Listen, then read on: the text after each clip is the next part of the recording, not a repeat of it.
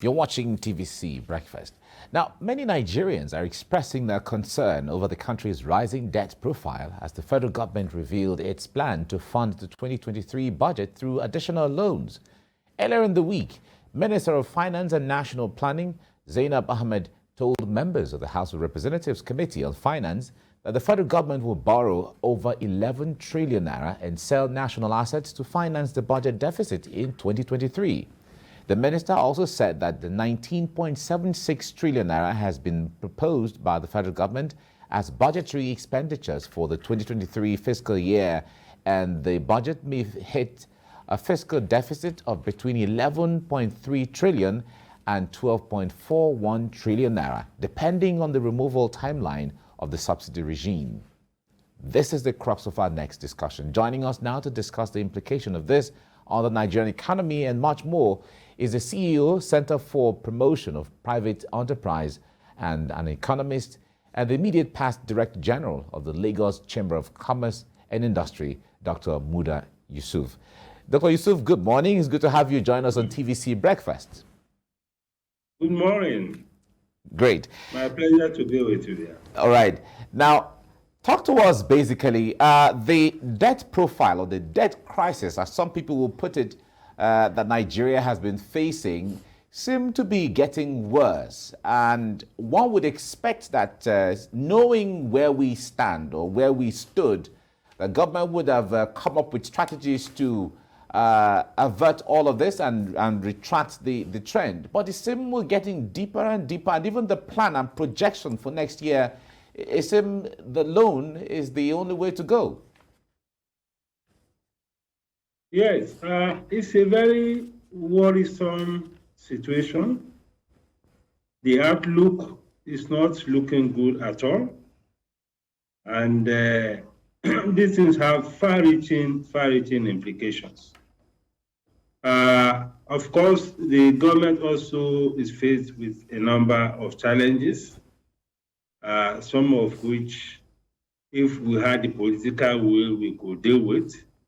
Some of which may be perhaps beyond the control of the government. As we speak, as at March, I think the public debt was about 41 trillion. And if that's 41 trillion naira, if we add the component of debt that is owed to the CBN, which is often not computed as part of the public debt, but it's sovereign debt nonetheless, because it's a debt that has to be repaid. That component is already getting close to 20 trillion. By the time you add that to the 41 trillion, you are getting almost 61 trillion. Now you have debt that is also owned by AMCON. That's also well over 5 trillion. So really, already, the situation is extremely very bad as far as the debt situation is concerned. And going by the report that we got from the minister when she was given the report of the first 4 months, fiscal report of the first 4 months of this year, we already had a situation where the revenue was just about 1.6 trillion, actual revenue, that is. And the debt service payment was 1.94. So the debt service payment was already 119% of the revenue. So the debt service is already ahead of revenue. And even more disturbing is the fact that on practically all the revenue items, there were very large negative variances in terms of the revenue performance. In most cases, the revenue variances were well over 40%. In some cases, even getting close to 60% negative variances, I must say.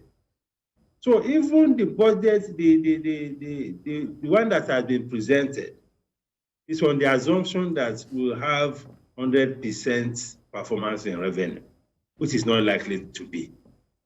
So if you have a shortfall, if the revenue performance is, for instance, maybe around 70% or 60%, the deficit will be far more than this. The deficit is far, far more than, in fact, we may be talking about 15 to 17 trillion deficit. So it's a very serious situation. And when the MTF was presented as a medium-term expenditure framework, there were two scenarios that were presented by the finance minister. There was the first scenario, which is the scenario that the subsidy will have to exist for the whole year. That's January to December 2023. And under that scenario, the deficit will be 12.4 trillion. The second scenario is if the deficit ends by June next year, which is what was promised by government, we'll be having a deficit of 11.3 trillion. And in all cases, of course, this is far in excess of what is allowed in the Fiscal Responsibility Act. Although if the National Assembly approves, there could be a waiver on that. So on the whole, it's a very, very dire situation. And I see a situation where the incoming administration will have to grapple with a whole lot of fiscal issues around the management of the economy. Right. Because this deficit is going to get worse than what is being presented. Right. Now, you spoke about the issue of subsidy, which has been a subject of controversy over time. And you would agree with me that governments come, go, and haven't really succeeded with the removal of subsidy. I wonder what dire situation we have found ourselves now. Is the removal the way to go? Will it solve the challenge that we are faced with? Or what do we do as we speak? Well, you know, when you have a financial problem or a fiscal crisis in this case, there are two ways of dealing with it. And the two ways are not mutually exclusive. In other words, they have to exist together. A financial problem will arise either as a result of a revenue challenge. It could also arise as a result of huge expenditure. So if we must deal with a situation like this, we have to look at both sides. Look at what we can do about revenue, which the government is already trying to do. A lot of engagement with the revenue generating agencies, looking at the problem of oil theft and all of that. Then we also need to look at the expenditure side, which the government is not doing much about. Because from all indications, the government is looking as if it is helpless about cutting revenue. Because in all of this, even with the serious revenue challenge, expenditure has been growing, unfortunately. There is no deliberate, we haven't seen any serious effort to cut down on expenditure. The only conversation we have had was around this Oronsaye report on how to merge ministries and cut down on the workforce and all of that. But that has not happened. Oronsaye report has been submitted close to 3 or 4 years now. So we have been dancing around it.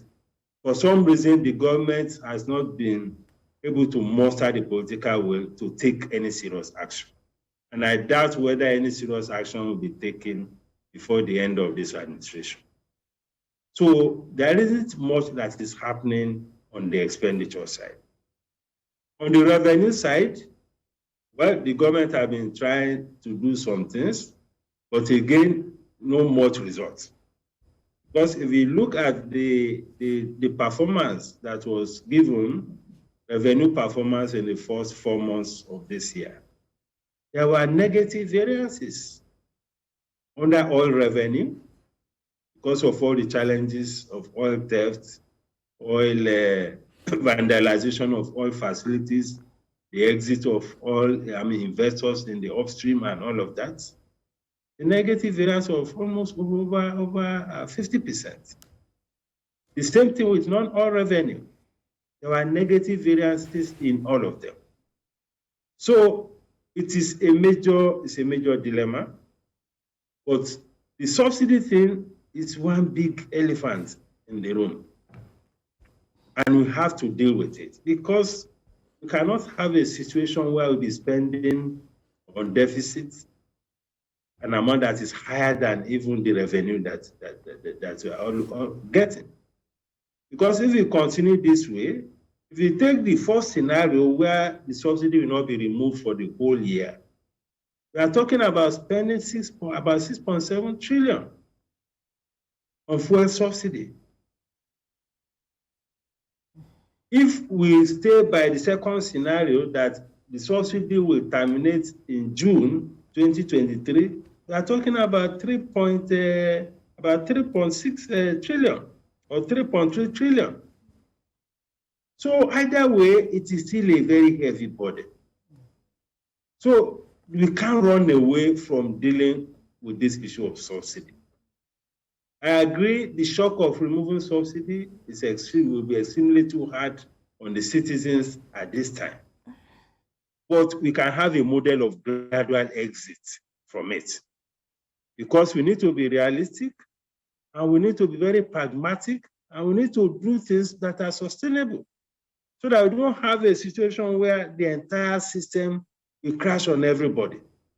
So what timeline? So there's no running away from it. What timeline? Then there are other issues around the expenditure, around revenue leakages, around even reforming the budget itself.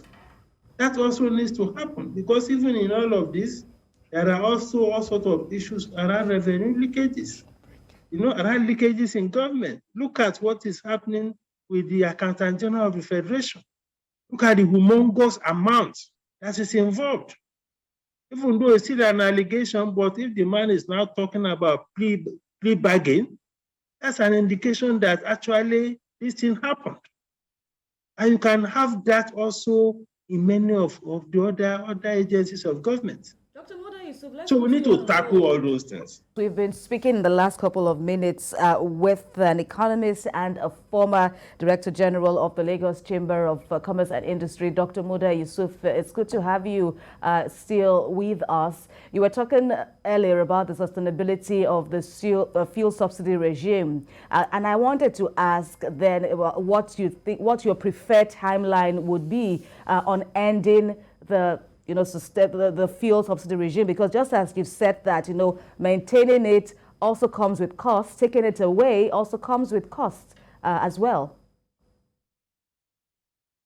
Well, there has to be an urgent engagement with all the critical stakeholders, and there has to be a phased removal of it. We cannot remove it in one fell swoop. And what is playing out now is, I think, the administration wants to push all these issues up until maybe May 29 and hand over all these challenges to the next administration. But I'm not sure we can even get to that point with this heavy burden of having to finance the deficit. So there has to be an engagement, and we see how we can gradually exit from it. If between now and the end of next year, at least we're able to get maybe 50% of it out, that will help the financial situation. Because what is happening now, and the minister also hinted about that we may not even have any provision for capital expenditure at all in any of the MDAs, apart from the expenditure that is funded by all these World Bank and multilateral agencies. In terms of provision, if you go hog with this subsidy, there will be no expenditure for capital projects. That means there will be no investment in infrastructure, whether it is social or economic, roads, hospitals, and all, in terms of capital expenditure. And we cannot run an economy that way. So we can't run away from it.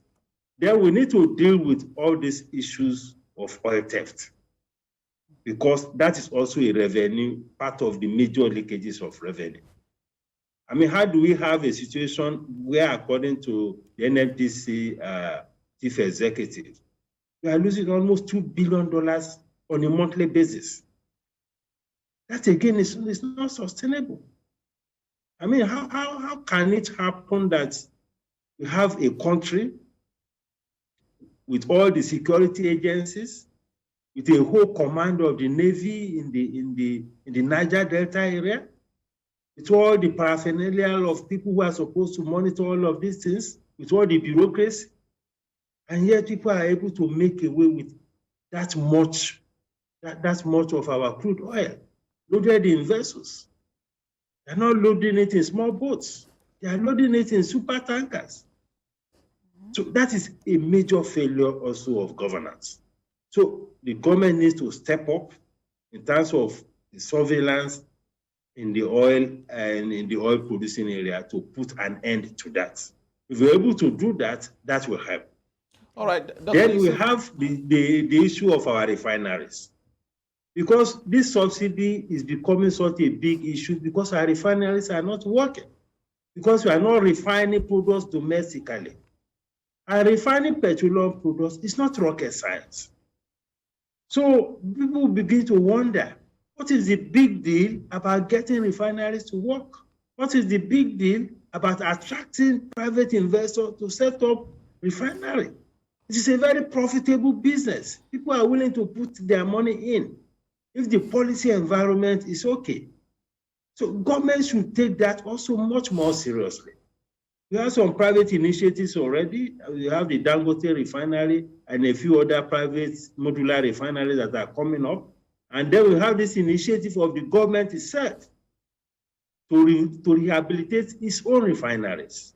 Let us accelerate that. If you're able to do that, be able to deal much more easily with all these subsidy problems if you are refining domestically. The problem is this much because we are importing 100% of our petroleum product needs. All right, Dr. Yusuf. PMS, diesel, aviation fuel, and so on. Yeah, Dr. Yusuf, let me ask you this. I was going to take you to the Dangote refinery, but since you've mentioned it, let me stand on that. Now, what scenario could be created, or what scenarios can we have? Because a lot of assumptions are out there that the Dangote refinery coming upstream will end all of these issues of subsidy payment and all of that. Create a scenario for us from your understanding what that is going to be like if that is the way to go. Well, that is not the only way to go. Of course, government also has its own refinery. We have 4 of them. And from what we are told, contracts have been awarded. And we expect that by mid-next year, these refineries will be up and running. But having said that, the fact that you have the private refineries is not a guarantee that the subsidy will disappear completely. Certainly not. The only difference it will make is that first, we can have an engagement with the Dangote himself, the owners of the refineries. Because we produce the crude here, we can give concessionary terms in terms of crude sales to that refinery and get back concessionary refined petroleum products. Because Dangote refinery is not a government refinery. Dangote refinery is a private company. Dangote refinery is in the free trade zone. So taking product there is also like importing from other countries. But the advantage it presents, first, is the advantage of transportation cost, or what you call the freight cost. Because it's in our territory, you don't have to incur very huge transportation costs bringing product from Belgium and from all these other countries to Nigeria. So there's a savings on that. Secondly, because it's also on our soil, we can have an engagement and sell crude at a concessionary rate so that we can get concessionary products at concessionary prices from Dangote refinery. Otherwise, because the refinery is in a free trade zone, it can decide, the company can decide to just be exporting all its products. So that's the whole concept of being in a free trade zone. But if you want to buy the products, and we don't want the product to be sold to us at an international price, you should be ready to give crude at a price that is also not international price of crude. That is the model that can work and that can be sustainable. Because Dangote has its shareholders, it has its own financial obligations, it has its own, there are also debts financing, there are equity financing in that project. All of these stakeholders have invested because they see it as a business. So that is what can happen. So that may not completely remove the subsidy, but it will reduce it at least significantly if we are able to, adopt this kind of arrangements. That is what can happen. Right. Now, there are those still talking about refineries who say that perhaps the government can look at converting those illegal refineries to modular refineries. And with regards to oil theft, there are also talks about government, naming those who are involved in this to really address the matter of oil theft. Well, illegal refineries, the whole concept of illegal refineries is not the same thing as modular refineries. They are different things completely. A proper modular refinery, for you to set it up, you'll be talking of a couple of millions of dollars. Maybe $1 million, maybe $2 million, maybe $3 or even $10 million. So it's not as simple as maybe setting up a rice mill or a cassava machine. Certainly not. That is one. Those illegal refineries are operating with stolen crude. So their cost of crude is zero. That cannot be a business model. That cannot be an alternative. When you go and bust pipelines and steal the crude and use it to now produce, that is not a model that you can be discussing. It's not the same thing. If you have a proper modular refinery, you have to buy crude at the cost of the true price of the crude from the oil producing companies, because it costs them a lot of money to be able to exploit this crude from the deposit level, either under the sea or under the ground. This is cost money. So if you have the legal refineries and you ask them to come and pay $70 per barrel or $100 per barrel, can they pay it? Of course not. They're able to try because they are using crude that is stolen. So the cost of crude to them is zero. That is not a model that you can be discussing. That is pure illegality. And if you put them in the legal frame and ask them to buy the crude at the proper price, their business cannot thrive. So that is the situation with that. Then in terms of the oil theft, I think that's your second question. Mm-hmm. Yes. That's about the commitment of the government to name it. Of course, the government should name them. But from the scale of that theft, you can see that there's a whole lot of conspiracy around it. That magnitude of theft cannot take place if you don't have powerful forces involved in it across all the segments of government. And that much was said by the NNPC chief executive. There are a whole lot of interest. And I imagine that there must be powerful interest for it to be taking such a long time, not only to name them, to actually prosecute them. So we also need the political will. If there are barriers on that, the government should have the political will to remove those barriers. You cannot have a situation where a whole tanker, a whole vessel will be moving crude, I mean, there are a whole lot of processes that you need to go through before you can load, before you can come into our shores, before you can leave our shores. People have to be held to account. So we need to demand accountability for all those in that chain, in that export chain of crude oil, the supply chain, the transportation chain, everything. There has to be some rigorous interrogation. All right, Dr. And if you are Yusuf, really committed to it, I'm sure it's something that can be done. Dr. Yusuf, let's also quickly talk about some assessment of Nigeria's rising debt profile. Some have said, since you've talked about legalities now and where the law is amidst all these, controversies, the Fiscal Responsibility Act amidst Nigeria's debt profile, there are sentiments that Nigeria has even exceeded the threshold, recorded or stipulated in this law. Do you also agree? And where do we go from here?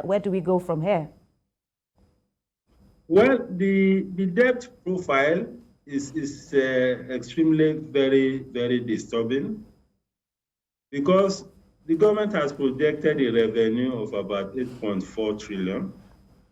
And if you take a subsidy, that's if you have the subsidy for the whole year, for about 6.7 trillion. Then you have a debt service of about another 6.1 trillion. Already, for a year, you already have an expenditure outlay of in excess of 12 trillion naira.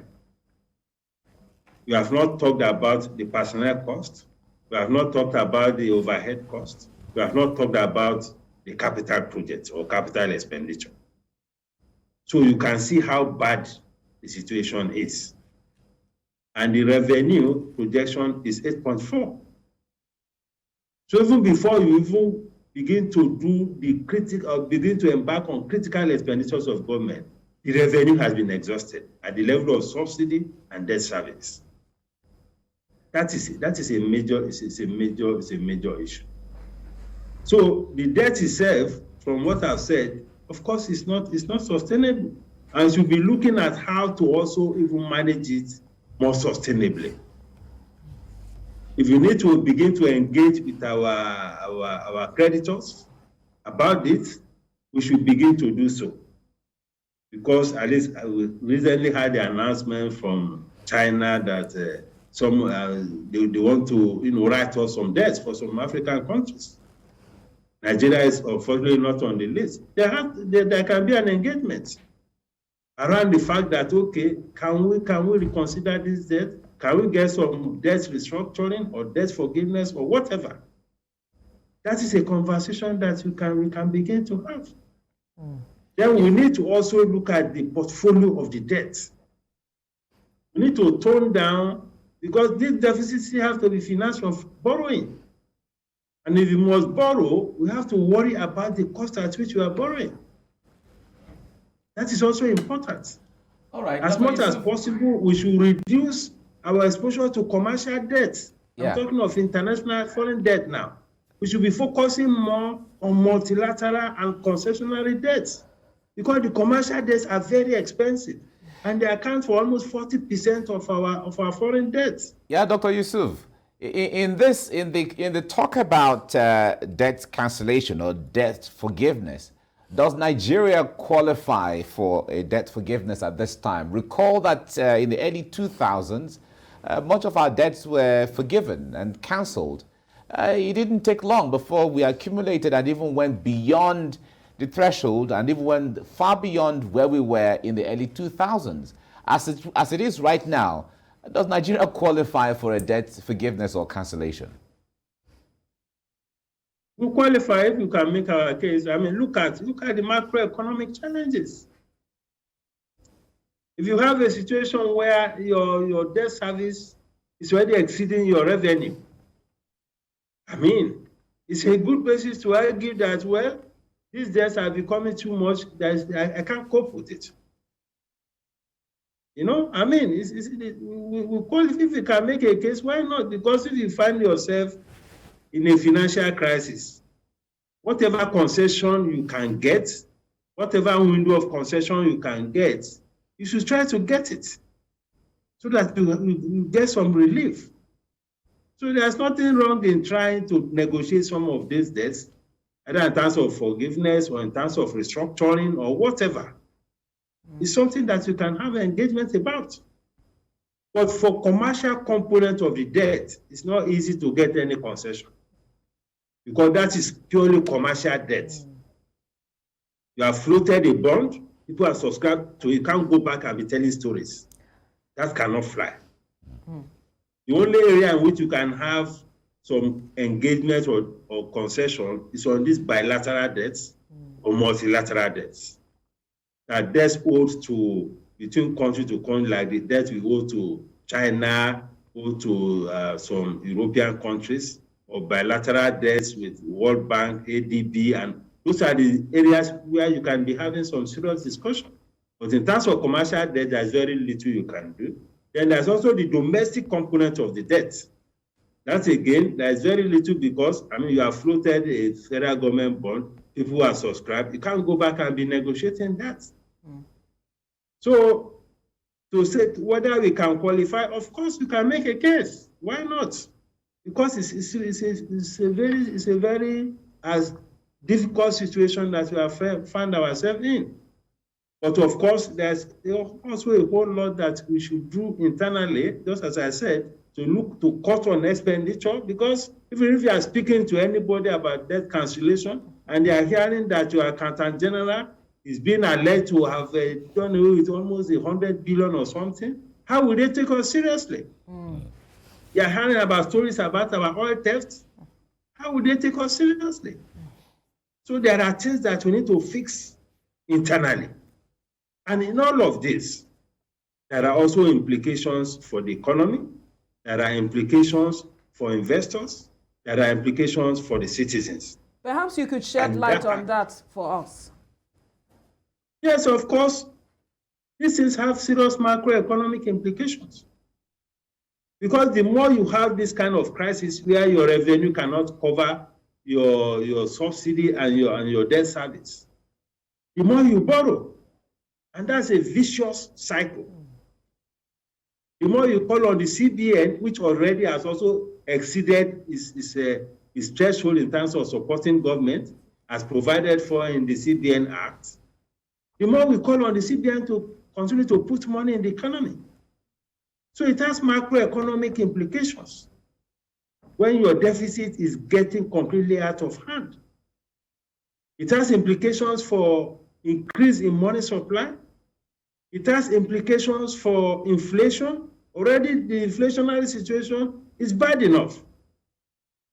But it may get worse, unfortunately, with this trajectory. It has implications for exchange rate depreciation. The currency is already extremely weak because of all these problems. All of us know what is happening to the naira-dollar exchange rates.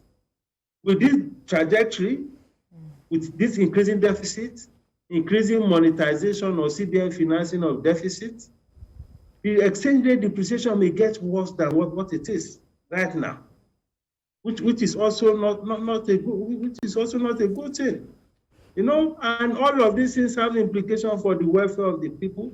It has implications for production costs. It has implications for all the challenges that businesses are facing. So if you are not careful, this situation may continue to get worse. So we need to be looking at how we can mitigate this so that the pains on the people, on the citizens, will not be too much, because we cannot afford to continue to grapple with this high inflationary situation, high cases of high deficit, exchange rate depreciation, depletion of our reserves, and so on. Those things are not good at all. And also like creating a whole lot of reputational implication for the economy. Look at what is happening to the airlines. Right. The airlines are also suspending flights to Nigeria because we cannot meet their foreign exchange demands. Those things are not good for the image of the country. How do you attract investors? Like we've seen, Dr. Yusuf, this vicious cycle that you've also noted, it doesn't appear that the non-oil sector is immune to this, like the weak exchange rate, how things appear to be very, very unpredictable with our exchange rate and you know, all these other factors. What would have been like a ready buffer, so to speak, with the non-oil sector? It doesn't appear to work. Or is there a way we can, you know, still fall on the kind of comfort or so from the non-oil sector? Because people have said, why are we not even getting as much gains from the non-oil sector despite the investment up till now? Well, even the little revenue we are getting it from non-oil sector. I mean, company tax, VAT, and all of that. The report that the minister presented covering January to April, the non-oil sector performance was 84%. The oil sector performance was 49% of target. The customs revenue was just 25% of target as at April. So the non-oil sector, I mean, the government is extracting as much as it can. And with this trajectory, I see the government agencies harassing even more investors, a lot more, which is also not a good outlook for businesses, because everybody is now shouting about revenue mobilization. Even government agencies that are not supposed to be chasing revenue have abandoned their core functions and they are now chasing revenue. Many of them are now harassing businesses up and down, particularly businesses that are already in the tax net. All right. That is also not good for our investment environment. Yeah, we have to leave it here now. Dr. Muda Yusuf, the CEO Center for Promotion of Private Enterprise. We thank you so much for the enlightenment and your insight into all of these issues. Thank you. Thank you very much. My Thank you, pleasure. Dr. Thank you.